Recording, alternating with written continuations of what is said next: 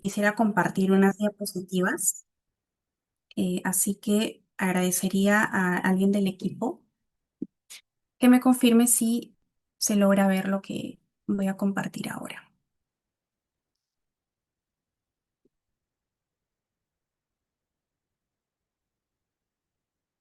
¿Se logra ver? Sí, doctora, sí se puede visualizar. Ya, muchísimas gracias.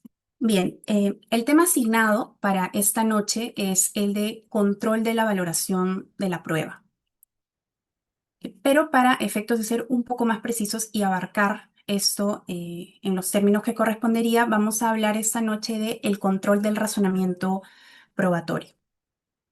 ¿Por qué es importante esta precisión?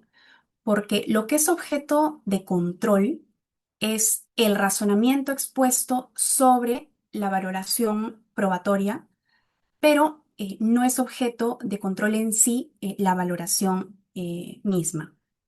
Esta distinción la vamos a poder ver o la vamos a poder comprender en cuanto vayamos avanzando con la explicación del tema. Ustedes en este evento han podido recorrer de manera progresiva con las otras ponencias distintos temas vinculados a la prueba. Han visto la función de la prueba, los sistemas de valoración, los medios probatorios típicos, la prueba de oficio y la fijación del tema de prueba previamente expuesto. Cada una de esta exposición ha sido una cadena que se cierra con este eslabón que es nuestro tema de hoy, el control del razonamiento probatorio. Por eso nos vamos a preguntar primero, ¿qué es este control del razonamiento probatorio? Podemos definirlo como el mecanismo de control que existe en el sistema judicial para corregir errores relacionados al razonamiento probatorio. En otras palabras, este mecanismo permite verificar que el juez no solamente ha decidido, sino que ha decidido bien, que ha valorado los medios probatorios y con una justificación que permita a las partes eventualmente cuestionar las bases de esta decisión. Sin esta posibilidad de control, todo lo anterior, la admisión, actuación, valoración, perdería sentido porque sería una decisión que estaría blindada. Por eso es muy importante conocer cuál es el contexto en el que funciona este control. Por ello, en esta jornada vamos a explicar algunos temas relevantes para ayudar a construir y comprender de qué trata este control. Vamos a ver sistemas de valoración de forma muy breve, los derechos fundamentales involucrados y estándares de prueba, siempre con una mirada constitucional.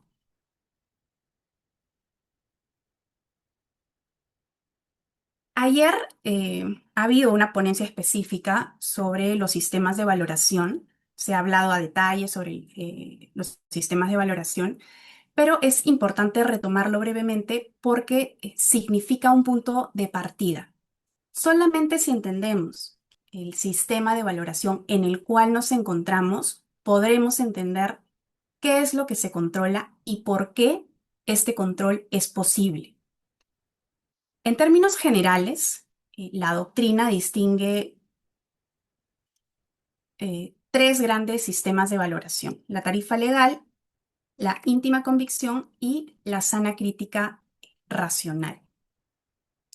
Primero, la tarifa legal o la también llamada prueba tasada. En este sistema, la ley asignaba un valor predeterminado a cada medio probatorio. El juez no tenía un margen de apreciación y la valoración, en cierto modo, era prácticamente automática. Este modelo tiene raíces históricas en la tradición jurídica continental vinculada a la Revolución Francesa y básicamente había una desconfianza en el juez como decisor libre. Por eso se prefería que gobierne la ley. Como la prueba legal, la prueba tasada, no reflejaba el verdadero valor de los medios probatorios, luego pasamos a un sistema completamente opuesto, que es el de la íntima convicción. En este sistema, el juez forma su convicción sin estar sujeto a reglas y además sin necesidad de justificar el razonamiento. La ventaja era la flexibilidad. Sin embargo, el problema era que como no se exigía una motivación, no había una posibilidad de control. Luego pasamos al tercer sistema, que es el de la sana crítica racional o la también llamada o denominada valoración racional de la prueba. Este sistema finalmente es el que nos importa en la actualidad y es esencial tenerlo claro porque nos permite entender o nos va a permitir comprender por qué es posible el control del razonamiento probatorio. ¿Qué implica este sistema de valoración? Por un lado, el juez tiene la libertad para apreciar la prueba, pero por otro lado, esta libertad no es arbitraria. Tiene una serie de reglas, está limitada por reglas que son reglas de la lógica, conocimientos científicos, máximas de la experiencia y sobre todo está obligado a justificar o motivar su razonamiento sobre la valoración realizada. Y aquí voy a hacer una pausa para resaltar algo importante porque seguramente ya lo han podido notar y está vinculado con nuestro tema, pero como vamos paso a paso lo vamos a explicar. Hemos visto el avance de estos sistemas de valoración probatoria. El primer sistema es básicamente lo que dice la ley. No había criterios de motivación, no había reglas sobre el razonamiento porque simplemente gobernaba la ley. El segundo sistema de íntima convicción no tenía un margen de error porque la decisión correcta o la valoración correcta era lo que el juez decía. Es decir, como no había ningún criterio ni regla para que la decisión sea controlable, no había margen de error. Y al no haber un margen de error, tampoco había posibilidad o margen de corrección o control. Y esto es importantísimo porque para hablar de control debe haber criterios de corrección para que la decisión pueda ser controlable. Y es aquí donde entra nuestro tercer sistema de valoración porque ya se establecen criterios y reglas. En este sistema, el juez va a tener la libertad de apreciar la prueba, pero, como hemos mencionado, esta libertad está regida por reglas de la lógica, conocimientos científicos, máximas de la experiencia y, sobre todo, obligado a justificar su razonamiento. Estos, digamos que son los parámetros generales de corrección, que más adelante vamos a ver un poco más a detalle sobre la valoración probatoria, pero por el momento estamos contextualizados sobre el sistema de valoración y las reglas que sirven como criterios de corrección. Entonces, si nos preguntamos si el sistema de la sana crítica racional exige un control, la respuesta es sí, sí exige un control. Porque si el juez pudiera valorar la prueba sin rendir cuentas, sin motivar su decisión, la sana crítica en realidad se convertiría en una íntima convicción encubierta. Es por esto que en este sistema la motivación del razonamiento probatorio en la sentencia es el instrumento principal que transforma la valoración libre en una actividad que es racionalmente controlable. En otras palabras, sin motivación no es posible realizar el control. En el Código Procesal Civil, el sistema de la sana crítica está previsto en el artículo 197, que dice lo siguiente. Todos los medios probatorios son valorados por el juez en forma conjunta, utilizando su apreciación razonada. Sin embargo, en la resolución solo serán expresadas las valoraciones esenciales y determinantes que sustentan su decisión. Este artículo hace dos cosas a la vez. Uno, consagra el sistema de valoración y segundo, establece el deber interno de control del juez, ¿no? Para poder emitir su decisión. Este artículo, como podemos apreciar, señala que la apreciación debe ser razonada y las valoraciones deben ser expresadas en la decisión.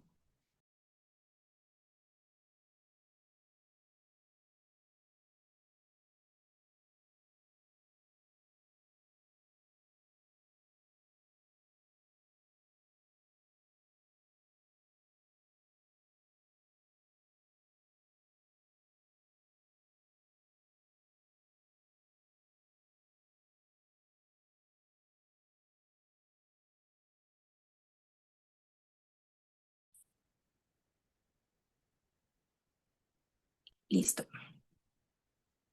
Em, bueno, como comentaba, en este artículo se consagra el sistema de valoración y también establece un deber de control del juez. ¿Por qué esto es así? Porque en el artículo se indica que la apreciación debe ser razonada y sí se deben expresar las valoraciones.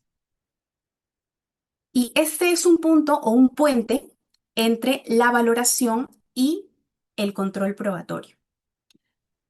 Entonces, si se tuviera que identificar el instrumento más importante del control en el razonamiento probatorio, sin duda sería la motivación de las resoluciones judiciales, porque finalmente la motivación es el eje alrededor del cual gira todo lo demás y hace que este razonamiento probatorio sea racionalmente controlable.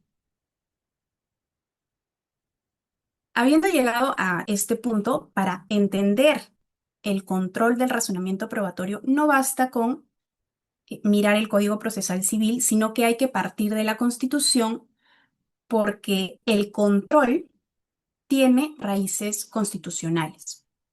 En específico, tenemos dos derechos fundamentales que enmarcan el control del razonamiento probatorio. Primero, el derecho a la debida motivación de las resoluciones judiciales y segundo, el derecho a la valoración probatoria. Empecemos con el derecho a la debida motivación. Este derecho está reconocido en el artículo 139, numeral 5 de la Constitución, como lo pueden ver en pantalla. Y el tratamiento que se le da a este derecho realmente es curioso porque generalmente se busca definirlo como lo que no es, ¿no? Que no sea una decisión aparente, que sea una decisión que no tenga vicios, pero pocas veces se especifica qué sí es. Sin duda alguna, conocer los vicios es importante, pero es más importante aún conocer qué implica o que sí implica una debida motivación.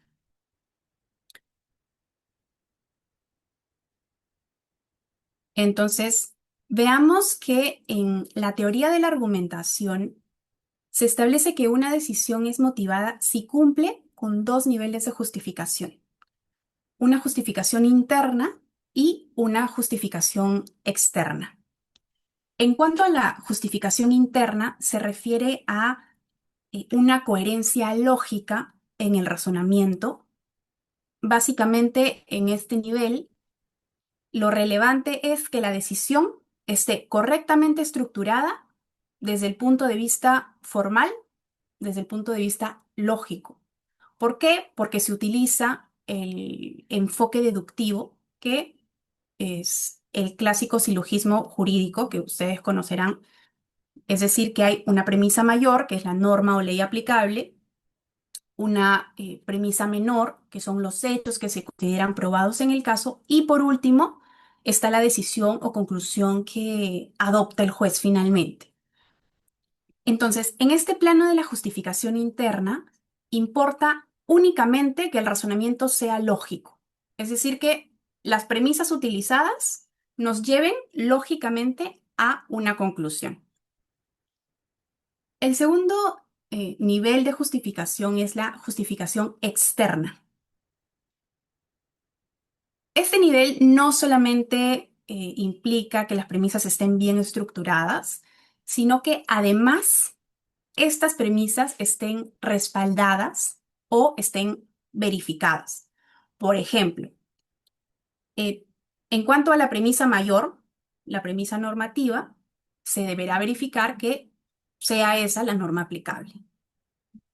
Y en cuanto a la premisa menor, que los hechos que el juez tiene por probados estén efectivamente acreditados o estén respaldados a la luz de los medios probatorios.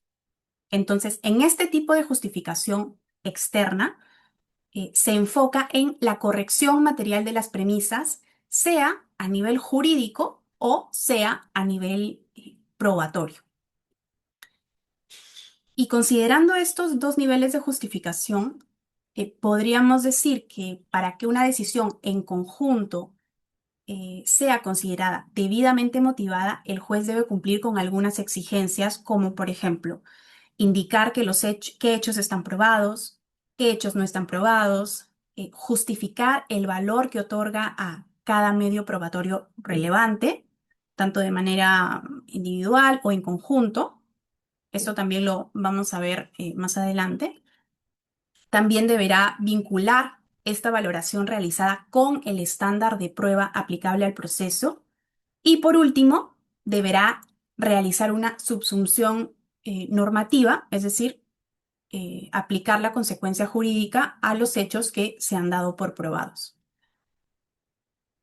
En conclusión, la debida motivación tendrá un razonamiento jurídico sobre la aplicación de la norma, pero también tendrá o debería tener un razonamiento probatorio, porque con esto segundo es que se construyen las premisas menores o las premisas fácticas de considerar acreditado algún hecho. Pero en ambos tipos de razonamiento se debe cumplir con los dos niveles de justificación que comentamos, justificación interna y justificación externa. Ahora que hemos definido en qué sí consiste la debida motivación, vamos a ver otro aspecto que también es importante, que son los vicios en la motivación. El caso más emblemático en el Perú es la sentencia del Tribunal Constitucional 728-2008, que es también conocida como el caso Juliana Yamoja. En esta sentencia, el Tribunal Constitucional sistematiza las distintas patologías de la motivación. Establece una lista de vicios de la motivación que hoy es referencia en la práctica judicial.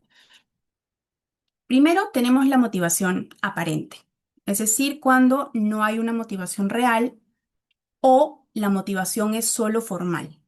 Por ejemplo, una sentencia extensa que describe en muchísimas páginas qué ocurrió en el proceso, pero luego aplica una consecuencia jurídica o alguna norma sin justificar su decisión. O simplemente cuando en la decisión se cita la norma, se aplica una consecuencia sin justificar su aplicación al caso concreto. El segundo vicio de motivación es la falta de motivación interna en el razonamiento. Este tipo de patología se presenta cuando hay una incoherencia entre las premisas y la conclusión. Es decir, cuando el razonamiento no se sostiene bajo regla de la lógica. El tercer vicio es la deficiencia en la motivación externa del razonamiento. En estos casos, se presenta cuando el juez asume como verdadero un hecho sin explicar qué prueba lo acredita o cuando las premisas del razonamiento no están justificadas o no están respaldadas. Entonces, si se dan cuenta, este tipo de patología la deficiencia de la motivación externa del razonamiento es la que podría afectar al razonamiento probatorio y motivo por el cual se podría exigir un control porque, eh, por ejemplo, los hechos no están respaldados en prueba. El cuarto vicio de motivación es la motivación insuficiente. En estos casos, sí existe una motivación, pero no resulta suficiente para conocer las razones reales de la decisión y generalmente se presenta en casos en los que se requiere una motivación cualificada. Y por último, está la motivación incongruente. Se presenta cuando el juez resuelve o lo que resuelve no corresponde con lo pedido por las partes o no corresponde en general con la controversia del proceso. Además, este tipo de vicio de motivación vulnera también un principio que es el de congruencia procesal, porque el juez resuelve de más como ultra petita o resuelve de menos como infrapetita. La lógica de que una motivación sea congruente es que las partes tienen derecho a obtener un pronunciamiento sobre lo planteado en el proceso, no más ni menos que eso. Ahora, para cerrar con el tema de la motivación, como mencioné hace un momento, es importante conocer estas patologías en la motivación. Pero es aún más importante conocer qué implica en positivo la debida motivación. Y esto tiene una implicancia en la práctica, ¿no? No es lo mismo decir el juez no motivó que hacer una actividad y, por un lado, identificar si existe una justificación interna, una justificación externa, y luego de eso, identificar con precisión qué deficiencia en la motivación se presenta. ¿No? Sin duda, si hacen lo segundo, van a tener mayores probabilidades de que se realice un control a su favor, por la sencilla razón de que han sido precisos y han identificado cuál es el vicio. Y además, como hemos visto, la debida motivación debe cumplir con este doble nivel de justificación, la justificación interna, que es lo relacionado al razonamiento lógico, y la justificación externa, relacionado con la corrección material de las premisas o verificar que estas premisas utilizadas, premisas de hecho, estén respaldadas. También es importante recordar que si bien la motivación es un todo, tendrá un razonamiento jurídico y también tendrá un razonamiento probatorio. Y es sobre este segundo punto que vamos a seguir profundizando. Pero voy a puntualizar lo siguiente.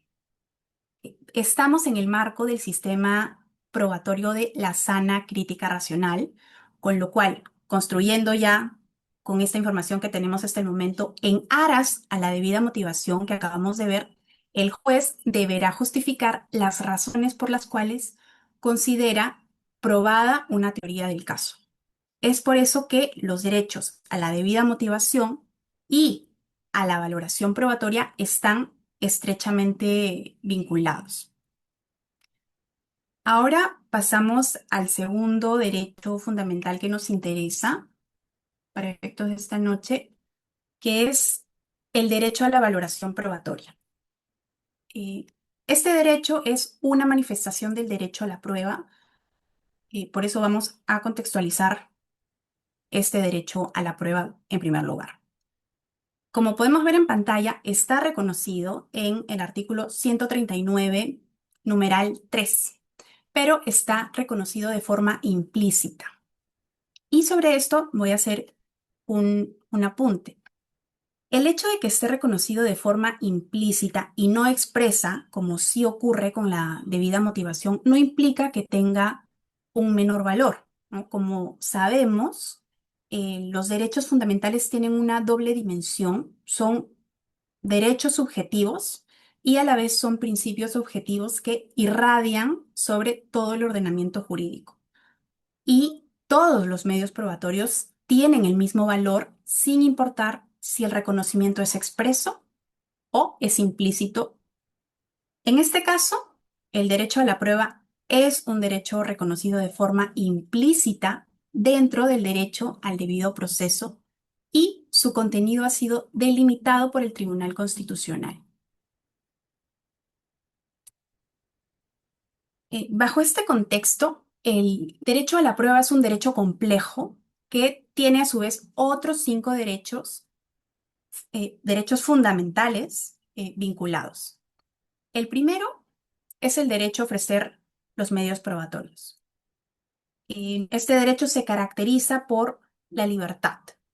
Las partes tienen plena libertad para ofrecer cualquier medio probatorio que considere, ¿no?, para probar su pretensión, su teoría del caso. El segundo derecho es el de la admisión de los medios probatorios, que garantiza, en teoría, que únicamente sean admitidos al proceso los medios probatorios que pasen un filtro que, bueno, como menciono, esto debería ser en teoría, eh, pero existe un filtro que debería aplicar el juez. Y esto es importante porque como el ofrecimiento es libre, se pueden presentar medios probatorios que probablemente no tienen nada que ver con la controversia o son medios probatorios que no son útiles para generar convicción al juez. Y la labor del juez aquí es filtrar los medios probatorios ofrecidos por las partes para que únicamente sean admitidos los que cumplan con ciertos parámetros básicos, que respeten el principio de preclusión u oportunidad, que sean medios probatorios pertinentes, útiles, idóneos y lícitos. El tercer derecho es el de la actuación de los medios probatorios. Este derecho garantiza que eh, todos los medios probatorios que fueron previamente admitidos sean actuados de forma mediata o inmediata, sometiéndolos principalmente al contradictorio de las partes. Y el cuarto derecho es el de la valoración de los medios probatorios y en el que seguiremos ahondando un poco más. Este derecho se caracteriza o bueno, garantiza que la decisión del juzgador esté justificada con información objetiva obtenida de los medios probatorios que fueron previamente admitidos y actuados. Sobre este derecho vamos a volver en un momento. Y por último está el derecho a la conservación de los medios probatorios. Este derecho lo que garantiza es que la prueba pueda ser actuada de forma anticipada para poder preservarla. Generalmente se pueden presentar en casos donde haya riesgo de destrucción, haya riesgo de que la prueba sea ocultada o de que la información se pierda.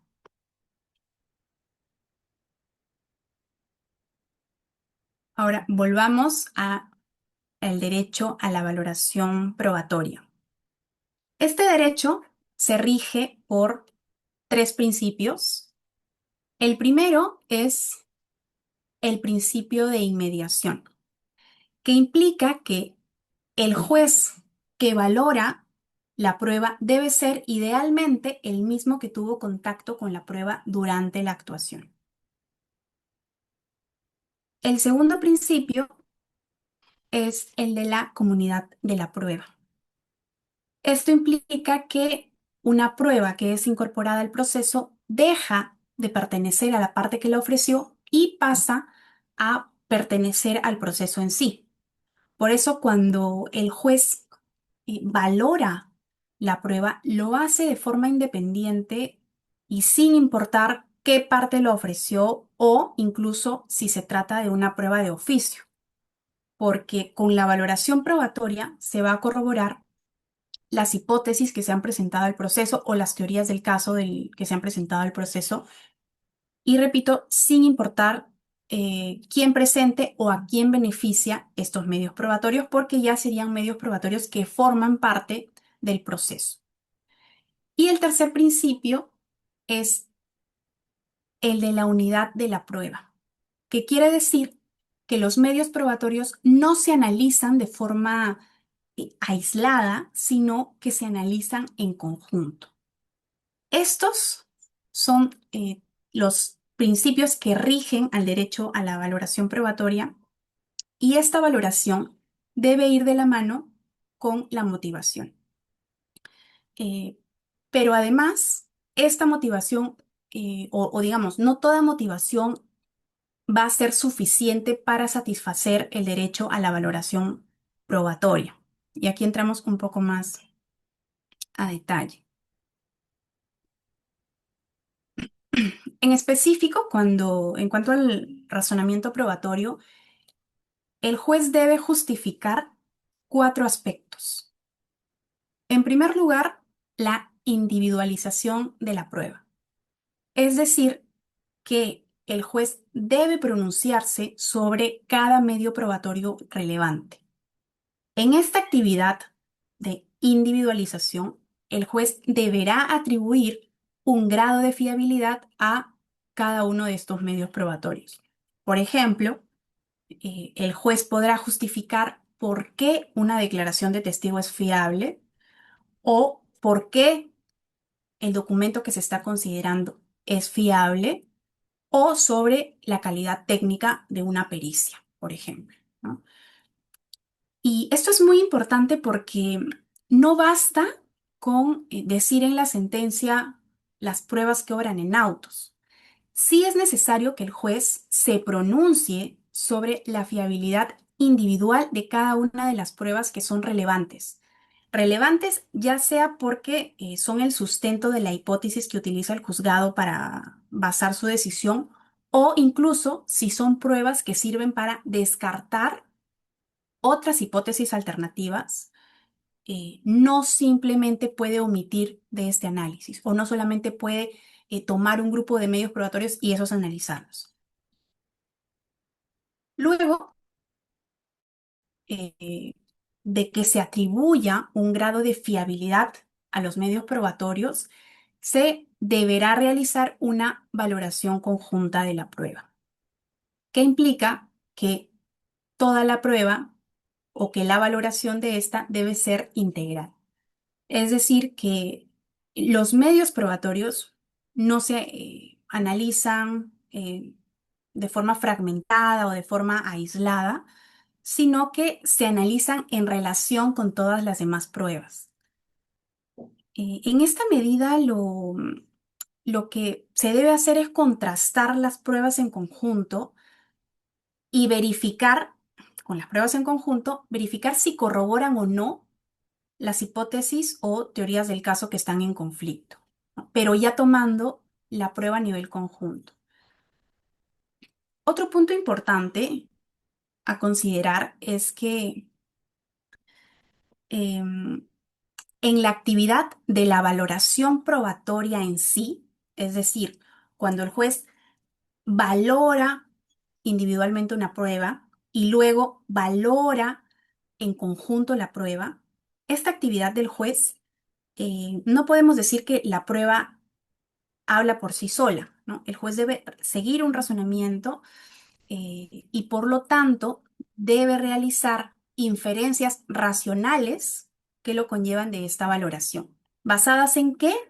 En máximas de la experiencia, en reglas de la lógica, conocimientos científicos, que como ya sabemos, hemos visto, son reglas básicas para este sistema de valoración de la sana crítica racional. Y por último, el juez debe justificar el razonamiento sobre la valoración y sobre las inferencias realizadas. Básicamente, el juez lo que debe hacer es hacer visible la cadena lógica que lo llevó de los medios probatorios a concluir que un hecho está probado. Finalmente, como hemos podido ver en el razonamiento probatorio, no implica que es una actividad discrecional, sino por el contrario, es una actividad racional que puede ser objeto de control, eh, porque hay reglas, ¿no? Tenemos reglas en el sistema probatorio, tenemos reglas para expresar, justificar este razonamiento probatorio, las conclusiones que llega el juez. Y finalmente este control puede ser sobre cualquier aspecto que involucre el razonamiento probatorio. Por ejemplo, si el juez comete un error en otorgar fiabilidad individual a alguna prueba, podrá ser objeto de control, ¿no? O si entre las inferencias realizadas se aplicara una máxima de la experiencia basada en un prejuicio de género, podrá ser objeto de control. O si el juez no justifica la cadena lógica del razonamiento, entonces podrá ser objeto de control. Es en esta cadena lógica, el juez va a valorar, como hemos visto, de forma individual, dar fiabilidad a la prueba, va a valorar de forma conjunta, va a aplicar inferencias racionales que considere y finalmente esta valoración probatoria va a corroborar si es suficiente para llegar a el estándar de prueba según el tipo de proceso en el que estemos. En el caso de los procesos penales, el estándar de prueba será más allá de toda duda razonable. Y en los procesos civiles será la probabilidad preponderante. ¿Y por qué hablamos de estándares de prueba? Porque sería un imposible considerar que mediante un proceso se llegue a certeza absoluta o a una verdad absoluta, y por eso mismo es que se manejan los estándares de prueba para efectos de considerar corroborada las hipótesis que adopte el juzgado y en base a este razonamiento probatorio que debe estar justificado.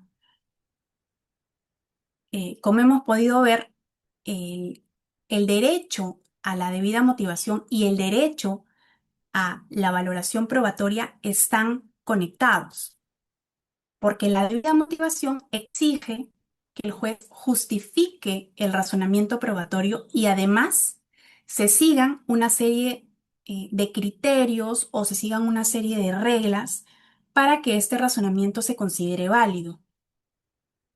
Si no es así, si no se siguen estas reglas, no se llega a justificar la decisión, no se individualiza la prueba, no se valora en conjunto. Es decir, si no se siguen todas estas reglas, entonces el razonamiento probatorio podrá ser objeto de control, ¿no? Em, Finalmente, veamos las conclusiones a las que podemos llegar con todo lo que hemos podido ver el día de hoy. En primer lugar, el control del razonamiento probatorio es una exigencia propia del constitucional de derecho. No basta con que el juez decida. Es indispensable que su decisión sea racional, sea una decisión justificada y sea controlable. Solamente de esta forma se permite a las partes comprender, en primer lugar, en qué consiste el razonamiento probatorio utilizada por el juez y comprendiendo este razonamiento tendrán la posibilidad de cuestionar.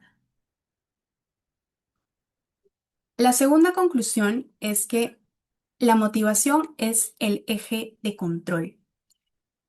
Sin motivación, no hay forma de revisar cuál ha sido el razonamiento del juez, no se podrá revisar qué inferencias ha utilizado, si no individualiza la prueba, no podremos ver qué medios probatorios ha considerado.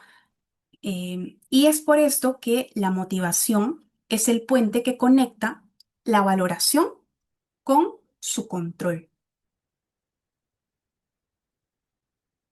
La tercera conclusión es que el razonamiento probatorio es una actividad racional. no es una actividad discrecional. Es por eso que en el razonamiento probatorio, ello implica una evaluación de la fiabilidad de los medios probatorios de manera individual, implica realizar una valoración conjunta de la prueba, implica construir inferencias racionales y por último, también justificar cuál ha sido la cadena lógica que conduce al juez de los medios probatorios a los hechos probados, ¿no? Porque finalmente el hecho se considerará probado si el juez lo decide de esa forma. La cuarta conclusión es que el control del razonamiento probatorio nos permite detectar y corregir errores.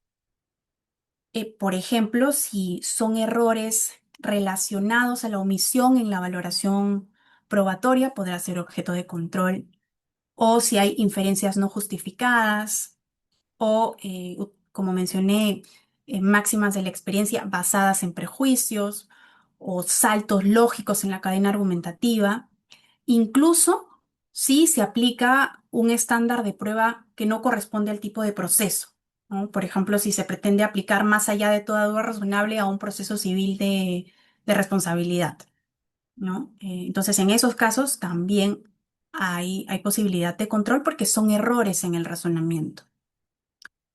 Entonces, si hay algún margen de error en el razonamiento probatorio, que ya hemos podido aprender a identificarlos en primer lugar, entonces es posible realizar este control para que el error sea corregido, porque finalmente el error es posible y es por eso que existe la posibilidad de control. Y por último, como quinta conclusión, el control del razonamiento probatorio garantiza que la determinación de los hechos probados, es decir, cuando el juez considera eh, los hechos probados o que indica que llegó a la convicción de que un hecho está probado, que esto no sea una convicción subjetiva, sino que sea una conclusión que sea racional, una conclusión verificable y sobre todo controlable. Con esto concluyo mi participación sobre el razonamiento probatorio. Agradezco a todos por la atención y quedo atenta a cualquier pregunta que pueda surgir.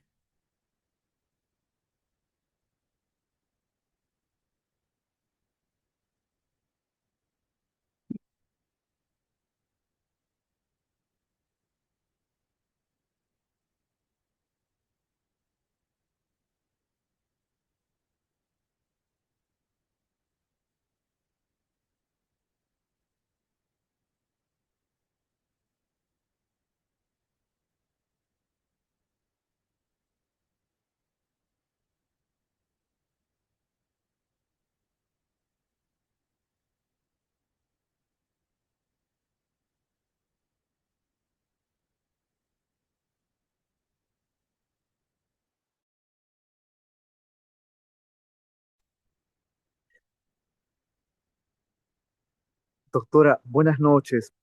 Felicitarla primero por su ponencia, en verdad muy puntual y sobre todo nos ha dado un panorama del control, ¿no? De la valoración de la prueba. En ese sentido, yo quisiera saber respecto a cómo resuelve, por ejemplo, un juez en primera instancia, supongamos, ¿no? Que el caso o la demanda empezó en un juzgado de paz letrado con la sentencia y por supuesto en la parte que no le favoreció, presenta su recurso, va a una sala y luego en esta sala resuelve y la parte pues que también no le ha favorecido, entre comillas, o sea, me refiero a que no esperaba el resultado que deseaba, plantea un recurso de casación. En estos momentos, o sea, en estas fases, por así explicarlo, se podría decir que estos juzgados, la sala y luego la Suprema, ¿qué tipo o cómo ha valorado las pruebas? aplicando un solo sistema, de repente dos, o quizás en algunos casos los tres si fuera posible. Otra vez es una interrogante que me ha surgido. Gracias. Bien, el sistema que aplica actualmente es el de la sana crítica racional, que tiene unas reglas que debe cumplir el juez para que se considere, digamos, una decisión que respete el derecho a la valoración probatoria, ¿no? Me comentas que por instancias, ¿no es cierto? Entonces, la valoración de la prueba se hace por el juez de primera instancia, porque es el juez que tiene contacto directo con la prueba, con la actuación de la prueba, es quien valora la prueba. Entonces, por eso es importante diferenciar la valoración probatoria del razonamiento sobre valoración probatoria, porque el juez en primera instancia es quien valora y expone un razonamiento sobre la valoración realizada con todos estos pasos que hemos podido ver, otras reglas, criterios, pero es el juez de primera instancia quien valora. Si se plantea un recurso de apelación, se va a realizar un control por la parte de la sala, o bueno, si es un paz letrado por el juez especializado, no habría posibilidad de casación, pero digamos, el control se hace por el superior jerárquico.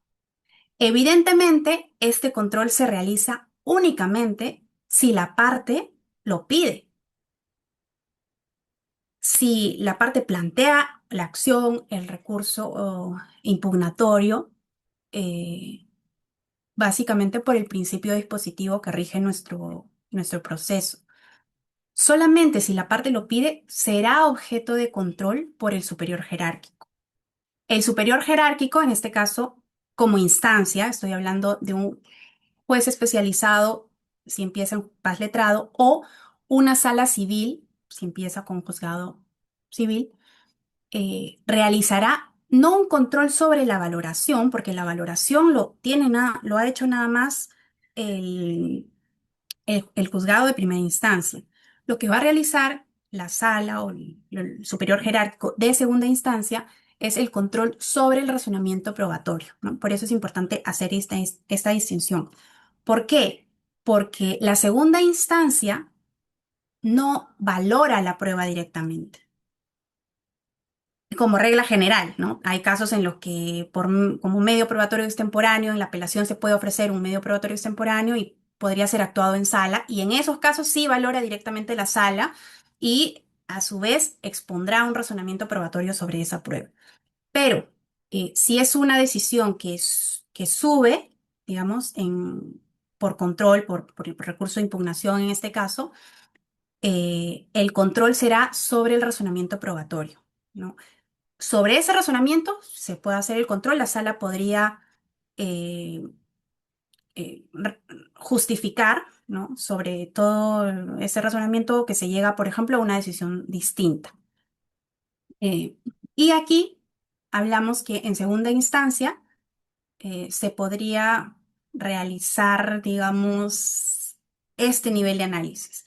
A nivel de casación, ya hablamos, digamos, es un poco más complejo porque el propio recurso tiene limitaciones, ¿no? No es, la Corte Suprema no actúa como instancia, entonces no podría realizar el mismo tipo de control que sí podría realizar un órgano de segunda instancia, pero sin duda, al ser, por eso es que hablamos de derechos fundamentales, garantías constitucionales, en esos casos eh, sí puede ser objeto de control, pero en cierta medida y además, como reitero, la casación tiene sus propios límites, ¿no? La Corte Suprema no va a poder valorar tampoco la prueba, no funciona como instancia, pero probablemente si, por ejemplo, tenemos un caso en el que no se valoró una prueba trascendental, no se valoró en primera instancia, no se valoró, es decir, omitió completamente, entonces por motivación tal vez o por garantías constitucionales, ya sea motivación, prueba, pero el límite es que la casación no puede actuar como instancia. Entonces, esa sería mi respuesta. No sé si queda por ahí alguna duda adicional. Muchas gracias por su respuesta, doctora. En el chat tenemos otra pregunta de María Alejandra Conde Ronceros, quien primero le agradece por su interesante ponencia y a su vez le hace la siguiente pregunta. A partir de su experiencia profesional, ¿cuál es la patología de motivación más recurrente en las resoluciones judiciales y cuál sería la más difícil de demostrar por la parte que impugna la decisión?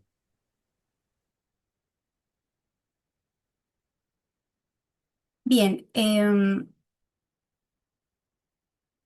como hemos mencionado, el derecho a la debida motivación debe cumplir con dos niveles de justificación. Una justificación interna en cuanto a lógica y una justificación externa en cuanto a justificación de las premisas. Entonces, las patologías que enumera el Tribunal Constitucional en realidad podrían agruparse en estos dos niveles, ¿no? Sin embargo, bueno, se desmenuza, podré decirlo así, en más vicios, pero, por ejemplo, uno de los vicios era la deficiencia en la motivación externa del razonamiento, que está vinculada con cuál, con el nivel de justificación externa. Es decir, si hay un vicio en en este nivel de justificación, corresponde con este vicio que es deficiencia en la motivación externa.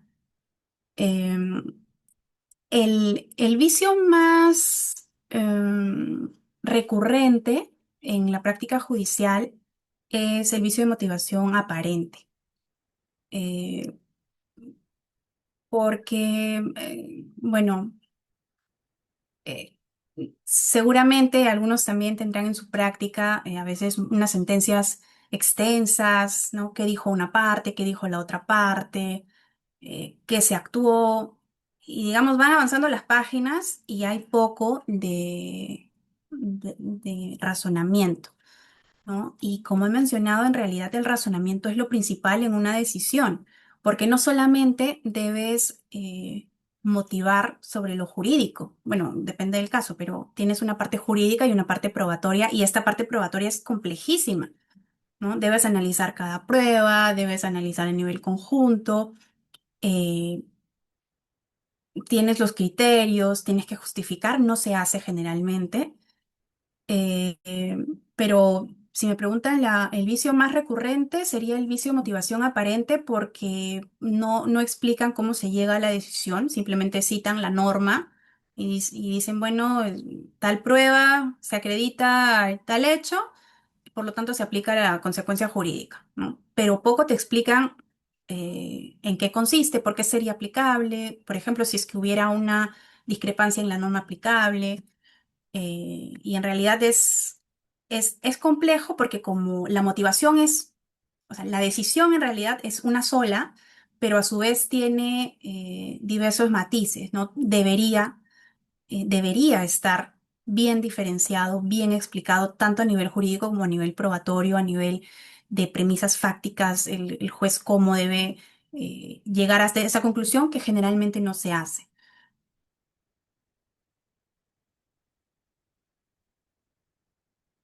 Bien, doctora, también tenemos otra pregunta de Rodrigo Fernando Hualpa, quien menciona. ¿Es correcto afirmar que el estándar probatorio en los asuntos civiles es el de hipótesis o probabilidad prevalente? En esa línea, se puede sostener que los casos donde opere la rebeldía deberían concluir con sentencias estimatorias, en tanto solo existe la pretensión de la parte demandante y aplica la presunción relativa de veracidad de los hechos invocados en la demanda, con excepción de lo normado en el artículo 461 del Código Procesal Civil.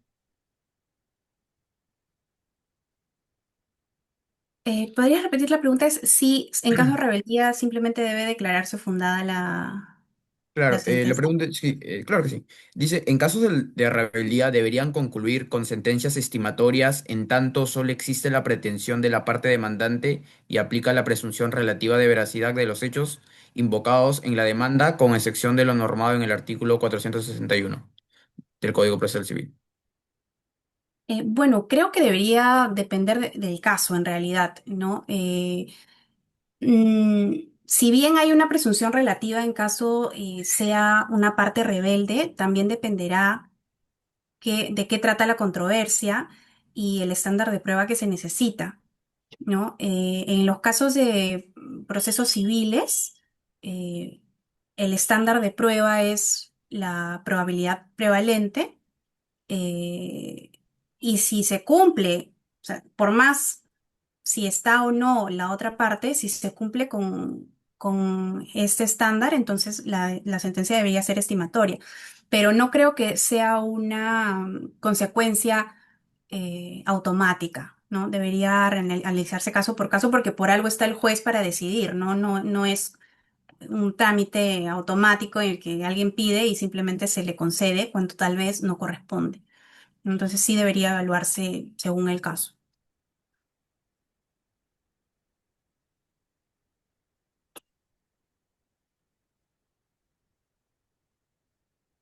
Ok, doctora, gracias. A ver, vamos a dar un pequeño espacio también para ver si hay algunas preguntas más.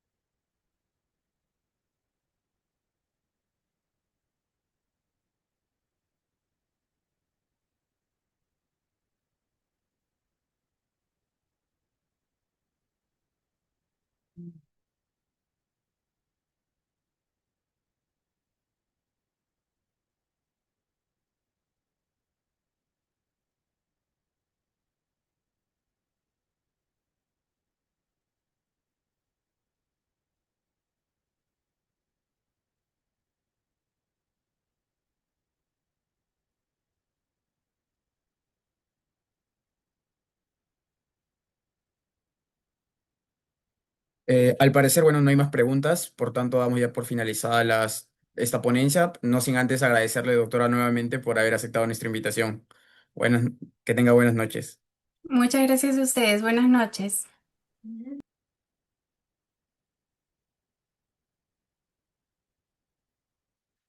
Bueno, de esta manera entonces damos por concluido el webinar Valoración de la prueba en el proceso civil. Agradecemos a todos nuestros ponentes y a los participantes que nos han acompañado durante estas jornadas, no sin antes también invitarlos a nuestro próximo evento que va a ser el primer Congreso de Derecho Civil y del Consumidor, Contratos, Abusos y Protección, el cual se llevará a cabo los días 10, 11 y 12 de junio.